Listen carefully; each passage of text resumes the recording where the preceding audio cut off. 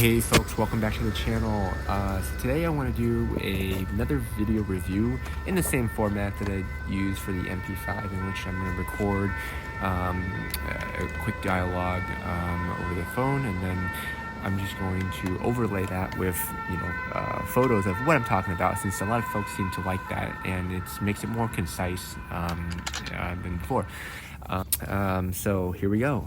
This, of course, is going to be, as you can tell, is the SRC G36K. Now, with SRC, I know they have a fairly bad reputation on the market, and a lot of people dismiss them as not being very viable options for the most part. I disagree. Well, not completely, but we'll get into that. But as I've give this a chance, because I bought a while ago. I bought that MP5, and if you remember that video, it was a good model, and it's worked for a while. I mean, there were some issues here and there, but you can check out that video later. But overall, I thought that was a very impressive model for the price.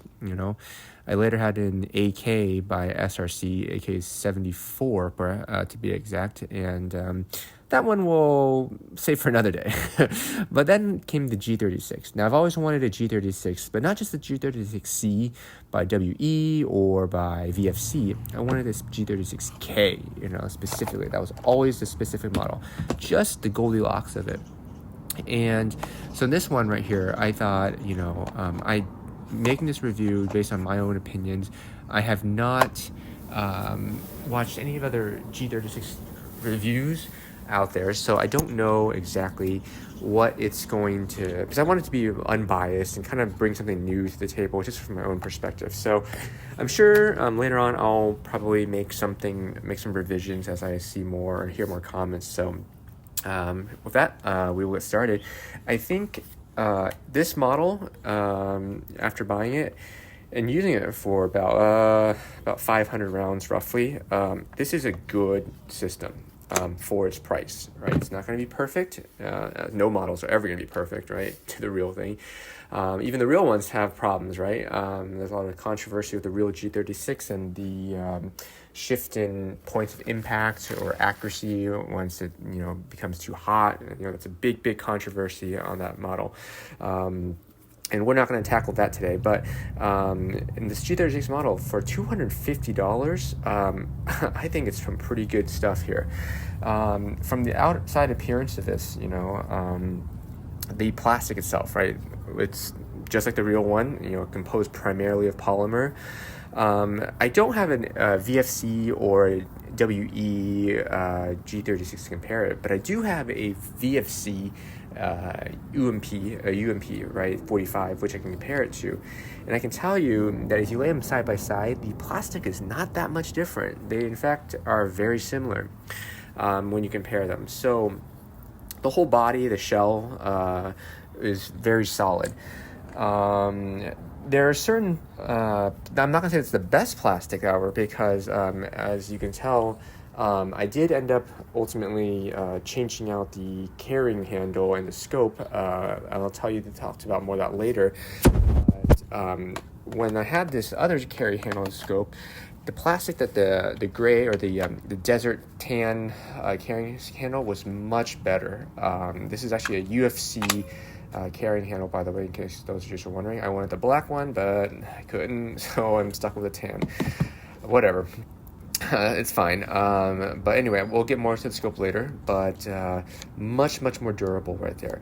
But that being said, the original one's not bad either, right? And these are just plenty sufficient for its replica and for its purposes. The barrel, this is not really an issue, the flash hider is not obviously an M16A2 flash hider, because this is not the SRC's fault. It didn't come with a prong flash hider. They sent me the wrong flash hider from the company or the store that I bought it from. So not really their fault, but it's a 14 millimeter negative counterclockwise, or CCW, I think counterclockwise.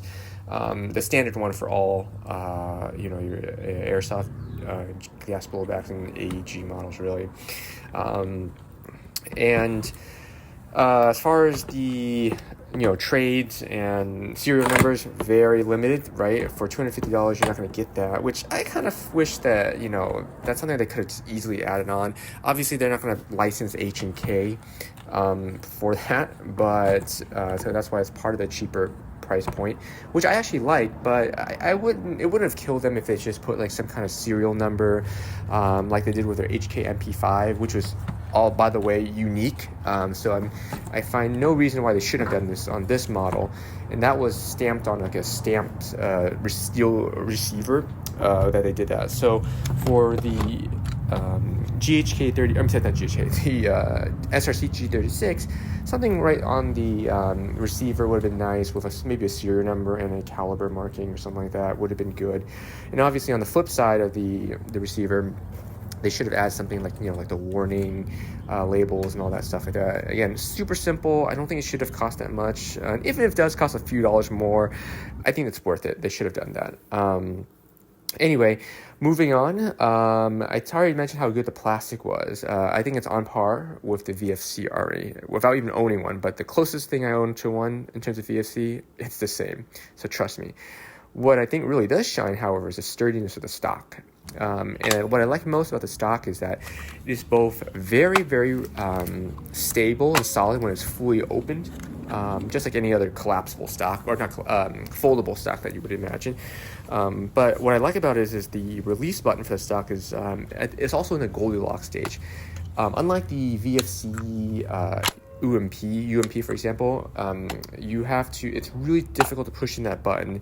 Whereas this one, it's not too light, so you won't accidentally tap it, but it's also at the same time very easy to rotate and close, or push to activate, basically.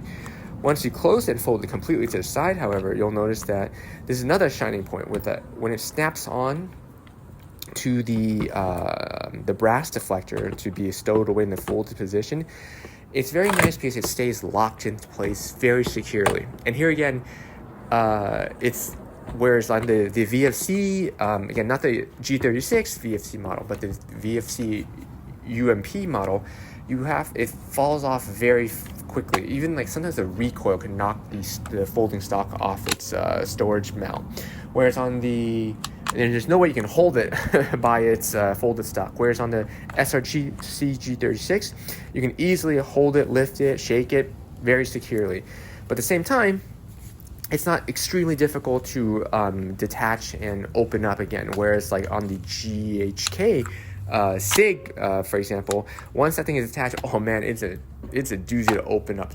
Takes quite a lot of effort. As even with the real model, actually the same thing here. So that's something I think is right in the Goldilocks there. The rubberized, texturized butt pad on the folding stock is very nice. So pretty good on that one. Now, the next thing comes down, of course, is the metal parts, which is going to be your bolt. This entire bolt assembly and some of the internal parts, as you can see here. Trigger is plastic, and actually it's funny because when it comes to the trigger, I know a lot of people like to do the test where they pull the trigger and they kind of gauge how much pull there is before it hits the wall, and then like the reset. I don't really know what makes a good trigger or not, so I'm just gonna try to describe to you what I'm feeling, and you tell me if you guys think that is considered a good trigger or not. So when the gun is cocked, right, there's a little bit of play in terms of when you pull the trigger back. It'll go back maybe about 1 or 2 millimeters of wiggle. Then it'll hit that wall or that resistance mark. After that, you pull it, and then the trigger will break. So in my opinion, it's a clear definition of a little bit of mush, wall, then break. I feel like it's about maybe 9 pounds, I think, because this is a little bit heavy in terms of the trigger pull compared to, like, it's almost comparable to the Vipertech, which has a pretty heavy trigger pull, which I think, if I'm not mistaken, is even heavier than the actual AR-15 trigger pulls. For comparison, for example, the GHK SIG that I have right here, right? Basically no wall. It's mush the entire way, and at some point it will just it would fire, right? So that's really weird there. The VFC model, for example, VFC, like the XM177 series or their M733 series, the AR platforms, right? It almost seems to me there's almost no wiggle or no mush at the beginning. It's automatically at the wall, and then you just pull to break the trigger. It's a little bit different like that. So I don't know. I hope that kind of describes something. I don't know the way that I'm describing the SRC G36 trigger, heavy trigger with a clear wall and break. I don't know if that makes a good trigger or not, but that's just how it would feel like if you guys end up buying it. So expect a heavy trigger pull, which I guess can be a little bit tiring if you do want to do rapid pull fast, right? Because it's tiring in the finger. It leads to fatigue. But anyway, enough of that. FYI, because I had to look this up when I don't think there's a whole lot of G36 YouTube videos out there. Most of it's about the controversy of the G36 and about melting and its issues from the Bundeswehr when they were in Afghanistan, about the heat shift. But as with all the ARs, right, there's that heat shield. Even from the very first model, there are always like those heat shields at the very beginning back in the 60s, right? And then later on it became double shielded, right? With the G36, when you pull out the handguard here, I pop out this one pin. Inside, you can see that it's just all plastic, and that's not because they cut corners. That's actually how the real G36 is like. They just have no handguards. It's supposed to be a very lightweight polymer carbine that saves weight in one area. So that's one area where it saves weight. Now, it's a bit surprising to me because a lot of folks complain that this is, on the internet at least, I don't know how many real people complain about this, but a lot of people on the internet complain that the G36 gets really hot when you shoot it, right? Handguards tend to melt, right? And to me, I find it kind of strange that the real HK company, right? I don't know why they couldn't just put a thin layer of aluminum heat shields in there. I don't know enough about it to say why. Maybe it causes heat to be trapped in there. I'm not sure. But anyway, there are, just like the real one, there aren't any heat shields on the internal, so that's not an issue. And just for reference, I don't think anyone's ever seen the angle, at least I've never seen the angle from the underside of the handguards of the G36, Not a lot of videos out there, like I said, just pretty rare. And so I just want you guys to see what it looks like at the bottom here. Personally, by the way, I prefer this look. It looks just awesome. But what was I going to say? When you buy this one, it comes with the 3 different Picatinny rails, or 1913 rails on the 3 o'clock, 9 o'clock, and 6 o'clock position, right? Left, right, bottom. I don't know, whatever that's the position, right? I personally just don't like having them on because I don't really want to attach any more things. I like the classic look of the G36, and that for me does not include the rails. Second thing, of course, as you know, the rails can be kind of tough. And they can be kind of dangerous because they kind of scratch your hands a little bit. You have to get like rail coverings or guards on it, right? Think of your the GHK 10.5 or 10.5 inch barrel one. That one has the quad rails on it, right? So kind of something that you want to watch out. I just want something smooth that doesn't kind of cut off my hands or have something I have to worry about. But it does come with that, so in case that's your thing and you want to attach accessories, there you have it. It's a possibility, and it comes with the rifle. Now, in terms of, is it possible this is something cutting corners? If you compare closely the embedded little screws where you're supposed to attach the rails, if you choose to, the screws are kind of molded into the side of the handguards, right? And they seem kind of like a little floppy. I don't think in the sense that it just looks kind of messy, right? I don't think that really affects how sturdy they are or how well attached they are, because if you look at the VFC model, right, also a very HK based model that's polymer, that has screws, or I guess bolts in this case, molded into the plastic, right? They just seem a little more refined and neat, right? Whereas the SRC version seems a little bit more just messy, a little bit. It's not even, but again, I don't think it matters and it doesn't really affect a whole lot of things. It's just, with the price you pay a little bit, I think that's kind of something that you'll get, unfortunately. Bolt, of course, is metal. Now, a lot of folks don't know, this is an fully ambidextrous charging handle here, right, for the charging handle. What is kind of frustrating, not frustrating, but just pointing out here, this does not include the forward assist. So as you know, if you guys watch a lot of the G36 models, what happens is that a lot of people don't know that the G36 has a forward assist, and the way you do that is you pull it to the left or the right, depending on whether you're a left-handed or right-handed person, and then you push it in to lock it into position as a forward hand assist. In this situation, it does not do that, and so you're not going to have a forward assist basically, but it is ambidextrous. This is just me, by the way, FYI. I add a little piece of tape with a little bit of piece of rubber in the bottom to give some support, because in case, as you know, there isn't a lot of opening beneath the swinging part of the charging handle and the upper receiver, and so if I sometimes grab it, I don't want to push down and potentially risk breaking the the charging handle lever here. So that's just me. That's why it's there. Let's see here, standard takedown pins. This assembly is just the same as the real G36 on that one here.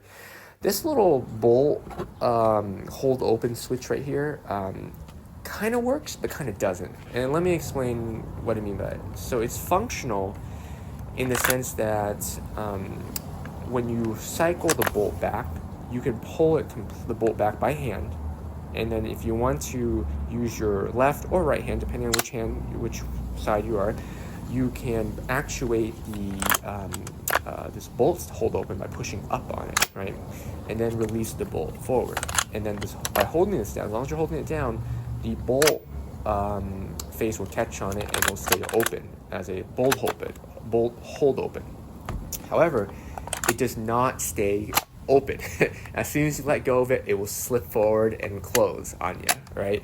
And the second thing is that this model does not actually have a last round lockback, completely lockback either. So what that means is that just like its MP5 model and its AK-74 model, when it's on its last round, it would hit the bolt will hit come almost completely close, but it'll hit the top of the follower in the magazine, and that will cause it to stay about a few centimeters open, and then the bolt will stop firing. So it's not going to keep firing, obviously. It will stop firing, it will open, slightly open, but it won't have the complete full lockback like the real G36. And I don't know if the the VFC model, no, I think the VFC model does do that. I'm not sure the WE does that, but one thing is for certain, on the model I have right here, all I can speak for is my own right here, and it does not do that. So that's a little bit of a bummer. So it's funny, like it does work. It does kind of have a lockback function, but kind of not really. It kind of also has a bolt hold open function, but not really, so it's weird to say. It's like a half functional, I guess, half functional. That's one thing. Magazines, of course, just kind of be careful. These are a little bit, these are coupled magazines. And no, by the way, they did not couple with the SIG magazine. In case anyone's wondering, the studs are on completely different opposite sides, okay? And no, they don't work. This model is supposed to be a dual system, as indicated on the box, meaning it can do both CO2 mags and regular green gas mags by just changing it out. You don't have to do anything else, and it works fine. I always historically have had issues with the magazines, especially with the SRC MP5 magazine. I went through like 4 or 5 of those because they keep leaking. The gun itself is really good, but their magazines, just not good. And historically, for some reason, I've always had a lot of issues with leaks when it comes to CO2 magazines, not just for SRC, but for like the WE. Occasionally I had one with the GHK one, but the GHK ones I've had so far the best of all. But even them, I had to kind of change the O-rings every now and then. But I do think that from what I can tell in the image, they use 2 CO2 cartridges in the magazine, and the way they design it seems a little bit sturdier than the same design on the MP5. So I think if there's a lot of interest in this gun, right, I might just one day go buy the proper flash hider, assuming this gun still works, right, it doesn't break or anything like that. I might go buy the proper flash hider for it, along with the actual a CO2 magazine to run it in the system. But As far as CO2, or sorry, as green gas goes, I'm only using the green gas because that's what it comes with it, by the way. About 30 something round magazine. I always lose a 30, put in a 30. You can always put in more, I think, but for me, I always do 30 because that's the point of the realism, right? Average rate of fire is pretty close to the real one, 750. I actually might use the chronograph, and I actually broke mine because I accidentally hit the recoil, knocked it to the side, and I hit the screen and I broke it. So, but just before breaking it, I was able to record the actual data for it. So it's about 750 to 850 or rate of fire, or rounds per minute, right? So which is pretty close to the real one. The real one's about 750, so this is not bad. And then as far as FPS goes, with 0.2s, you can get about 390 FPS roughly there. So that's pretty accurate. I used 0.5s after, or 0.25s, and it's about 370, 365 around there. So if you use the 0.2s, you'll get a little bit higher than if you use the 0.25s, obviously. The selector switch, by the way, is it's also kind of half good, half not so good, right? And what I mean by that is, in terms of the actual distinct clicks, as we always look for, very, very distinct, like just like the VFC, like boom, boom, boom, right? It's kind of difficult to even put into because but it's very nice. I like that, right? It distinctively clicks into place. The only downside is once it distinctively clicks into place, there's still a little bit of wiggle room to side. There's a little bit of play. Not a big deal, but again, I think overall I'm very pleased with what they did with the selector switch. As long as it stays and lasts the way it should. I'm very impressed with it. I'm not sure what to do about the wiggle right there, but that's not a big deal, honestly. I think I'm going to count that as a plus, the selector switch. What else did I say next? Oh, so the biggest thing though that I was a little disappointed, and as you can tell, that's why there's the a tan color carrying handle is here, is because the optics on the original one, the carrying handle, by the way, it doesn't come with the, it comes with it doesn't come with a red dot on top. You kind of have to buy your own, obviously, but it does come with a Picatinny rail on top. The original sight here, again, the plastic is okay, not as good as the, the UFC carrying handle here, but again, if you happen to get maybe it could be just me, but the plastic is fine on this one, by the way, if you do get it, is what I'm trying to say. But what you need to look for is this. They don't tell you this, but the scope on here, the real G36 is a 3x scope. This scope is actually more, I want to say, maybe 1.5, maybe 2x scope. It's not a full scope. And the pattern on here, it looks a little bit different from the real one, right? This is what the pattern looks like. It's kind of they kind of just did their own thing right there, right? But that's not why I changed it out. Because honestly, this scope would have been fine with me. I'm not impressed with it, but I would have been happier if it just was aligned correctly. And what I mean by that is that despite being maxed out in terms of the windage, I'm still having to aim closer to the right. so that means this sight is always going to be way off, right? So at the very beginning, I was noticing that and these are adjustable sights, right? I've double checked them, but they just, even if you max out, you're still not hitting the zero on it. And so I have to change that out. And it's funny, after I changed it out, I was able to get the UFC one right here, and boom, it's perfectly where it's at. And it's actually a 3x scope, right? With the red dot on top. Now, as with most things in life, you never get everything that you want, right? So the scope is much better. The optic scope on the UFC tan one right here is much better. It's 3x. The picture or the crosshair on that one is much more impressive and much more realistic looking, right? And it's actually zeroed, centered correctly, so I can actually hit where I think I'm aiming, right?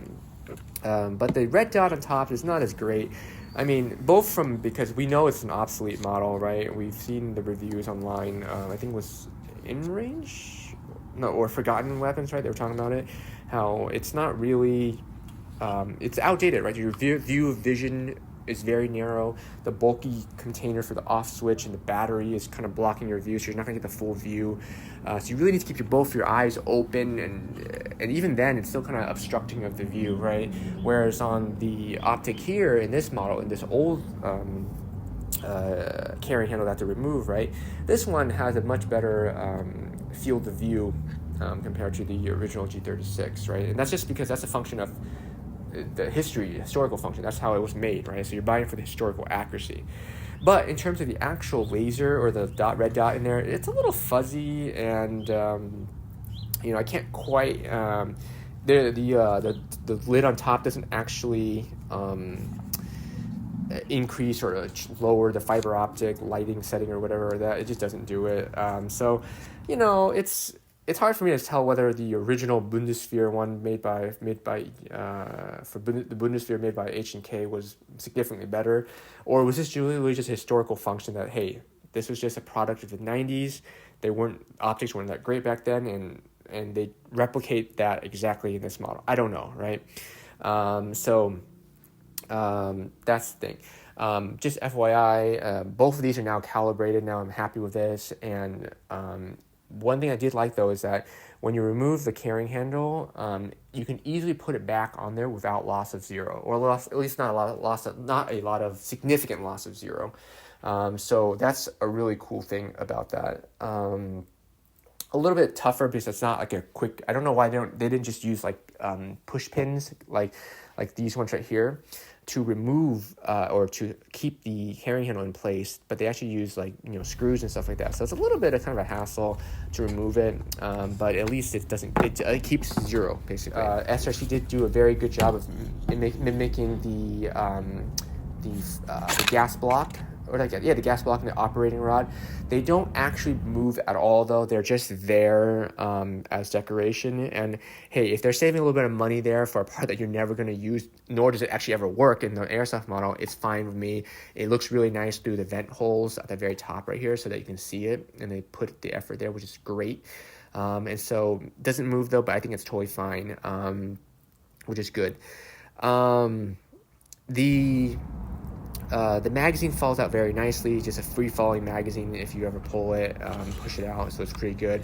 On a full, tank of CO2, or not CO2, a full charge with propane, I was able to get around 100 rounds. If you do mostly semi, with a couple bursts here and there, I'm out about 100 rounds. So that's about 3 full mags, and then the fourth one's so-so, right? So pretty good there. As far as accuracy goes, obviously, in a single shot mode, it is actually, I would say it's actually not bad. It's on par with all the other, all the other high-end, VFC. I know some people say VFC is considered budget. I don't know. I find them to be pretty expensive, honestly, in my opinion. I think they're good, but I think they're really expensive, and I think that the accuracy of the SRC model because it's only $250 is pretty much equal in terms of accuracy to something like a VFC, or it's actually even better than my GHK SIG. Now that's kind of a weird situation. I don't know what's going on with that one, right? But it just, and I'll show in the video. So accuracy is good, is on par, is within the industry standard, right? It's no Marui, but it is what it is. So from what you can see here, I'm going to film this before I forget, these were all results at 40 feet, right? So starting with the SIG right here, this was, it's always the case, I don't know why, aiming here with the optic, the 3x3x optic prism scope, right? It always starts out low, even though I'm aiming here, and then it's like it warms up or something like that, and the rounds slowly start coming up.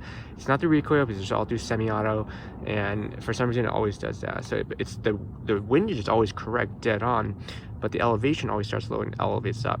So in a nutshell, though, that makes this range about almost 8 inches. Now, at 40 feet, that's not that great. That's like a 8 and a half inch inner barrel, right? Right here was a G36 here using the standard scope, bottom scope that came with it, right? And that's about an 8-inch shift right there, right? You know, there's the slope is just that way. The windage is already maxed out already, but aiming here, it lands right here, right? That's not, we're not talking about the shifting here. That's another issue. But as far as the impact, point of impact, it's 8 inches away to the right.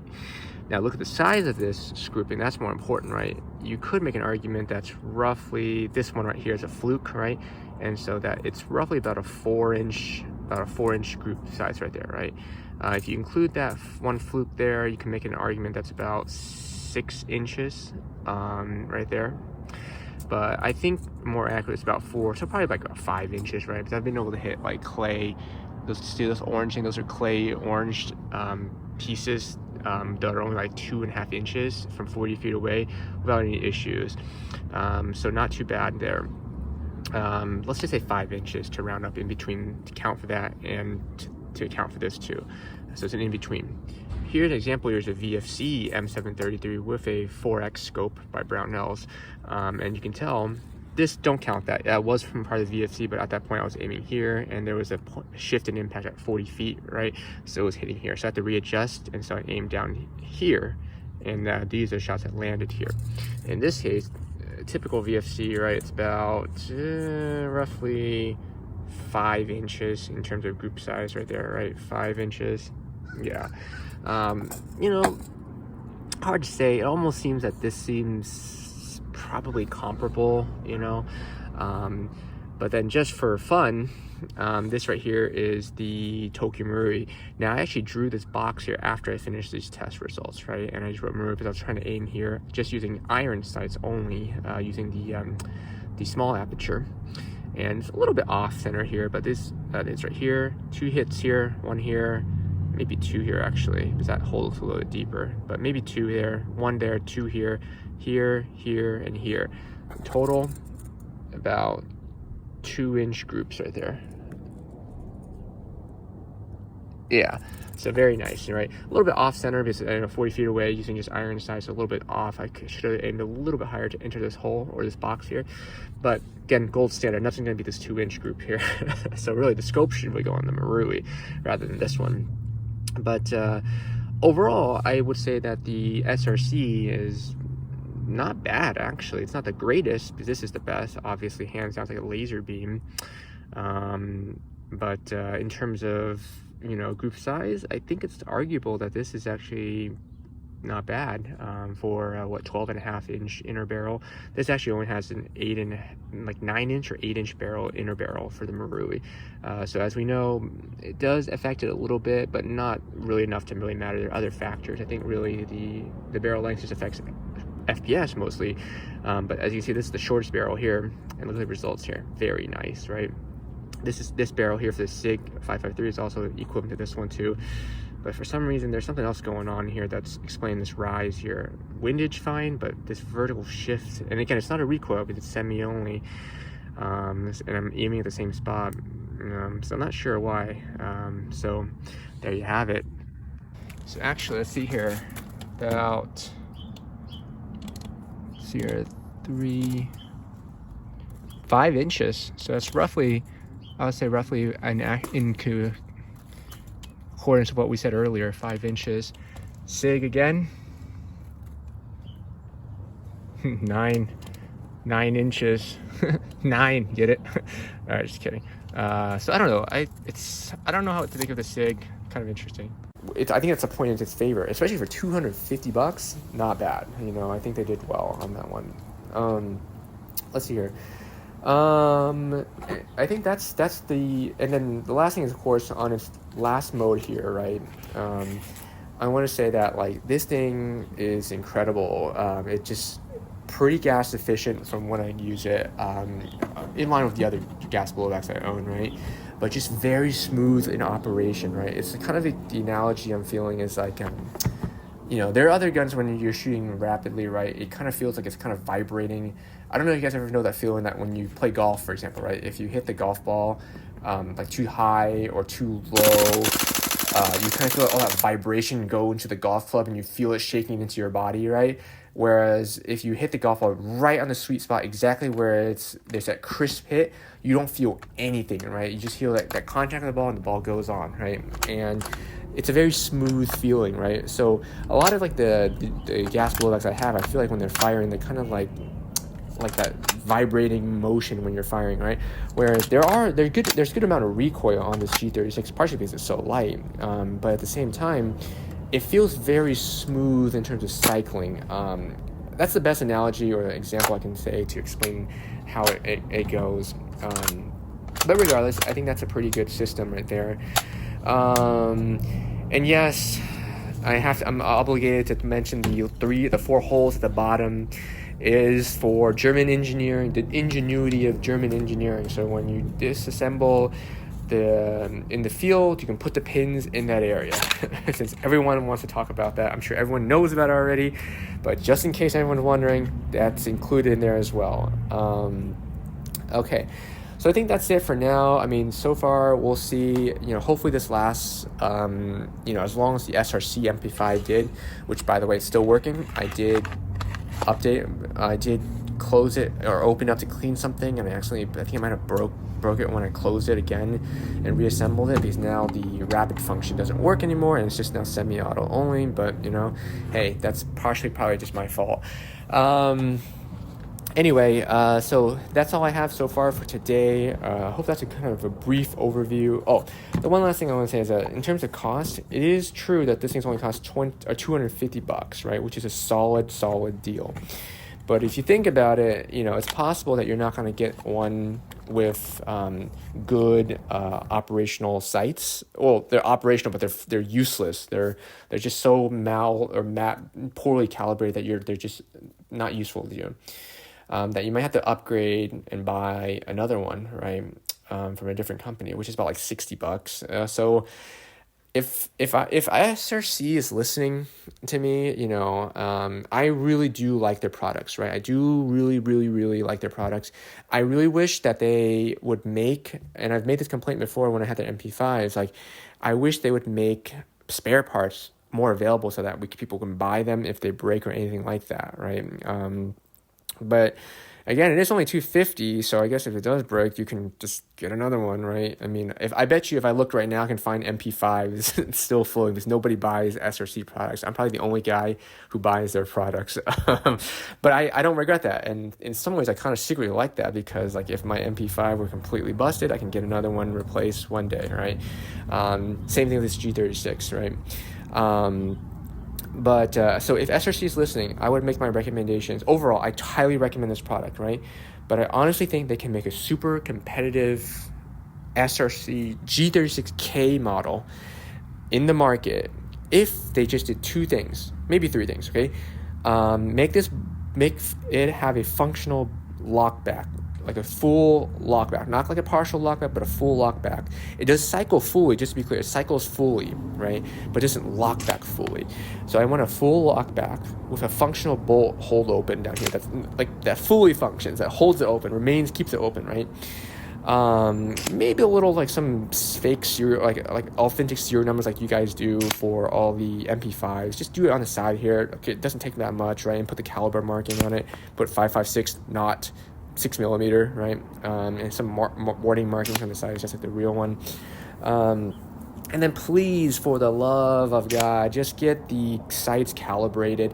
Again, you don't need to upgrade the plastic to make it as durable or tough as the UFC one, but just please make the sights more durable. You don't even need to make the optic actually 3x. If you keep it the same it is and keep the crosshair the same it is, that's fine. Like that really is just fine. If some diehard G36 guys want to do it, they'll upgrade themselves, right? But as far as, just out of the box, please just fix those things. And if you can somehow keep it around like, $300, even if with those upgrades, if you have to go up from $250 to $300, hey, I think that would be awesome. I think there's a lot of things they can have it here, and this could really become like the next like serious contender in the G36 market out there, right? That is my 2 cents on this right now. Of course, I think the hop up adjustment is right below here. I haven't talked about that, but it's right above there, just like the AEG style. Pull back the charging handle and you'll be able to push it back for less, or up for more, back for less. I might have gotten that backwards. I can't remember.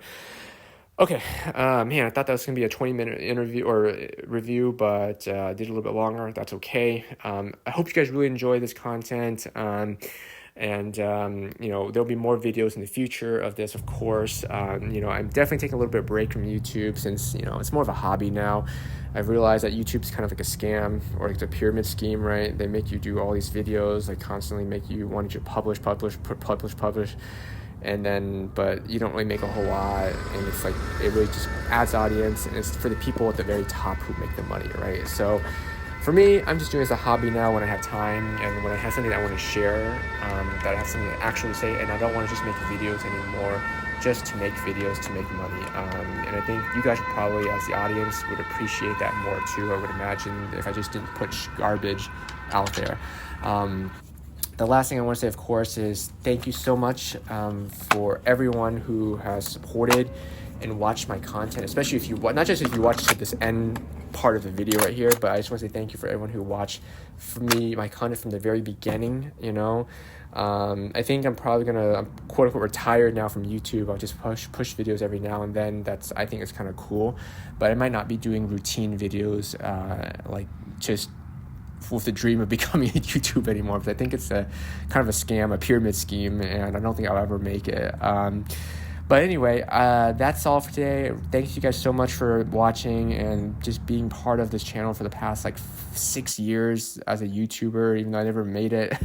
I'm glad I was able to help and make some videos and provide some entertainment for you guys. And let me know if you have any questions, and I'll see you guys soon. Thanks, guys.